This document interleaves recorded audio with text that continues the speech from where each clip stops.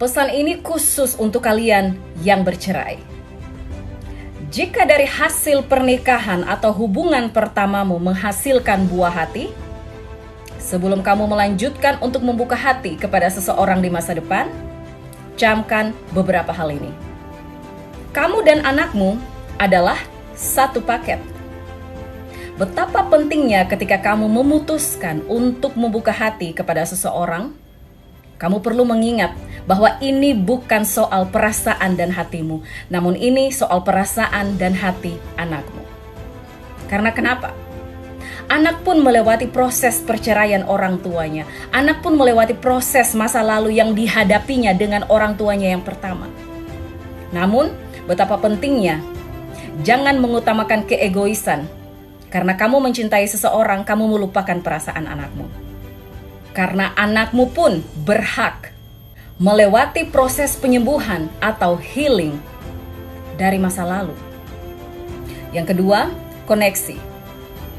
Berhati-hatilah dalam memilih pasangan di masa depan, karena ini bukan mencakup pasangan hidup yang kamu pilih, namun orang tua sambung untuk anakmu.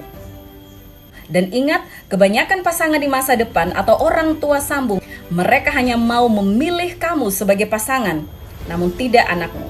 Karena kebanyakan orang memiliki close-minded, yaitu mereka masih menstempel atau mencap, melabelkan anakmu sebagai anak dari seseorang di masa lalu dan bukan anak mereka. Dan ini hal yang paling fatal, ini hal yang paling keras, ini hal yang paling sulit untuk diterima sebagai orang tua sambung. Dan ingat satu hal ini baik-baik, kuncilah keegoisanmu. Karena anak bisa merasakan bahwa dia ditolak. Anak bisa merasakan bahwa dia tidak diterima tanpa kamu harus menjelaskan. Dan yang terakhir, perhatikan tanda-tanda.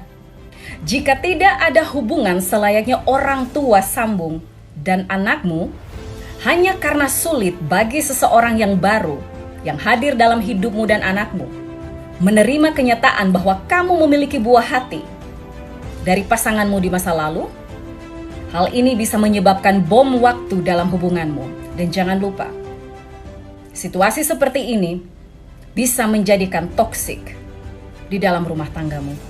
Sebelum kamu memutuskan semuanya, ingat satu hal ini, bahwa ada mantan istri, ada pula mantan suami. Namun tidak pernah tercatat dalam sejarah kita menamakan mantan anak.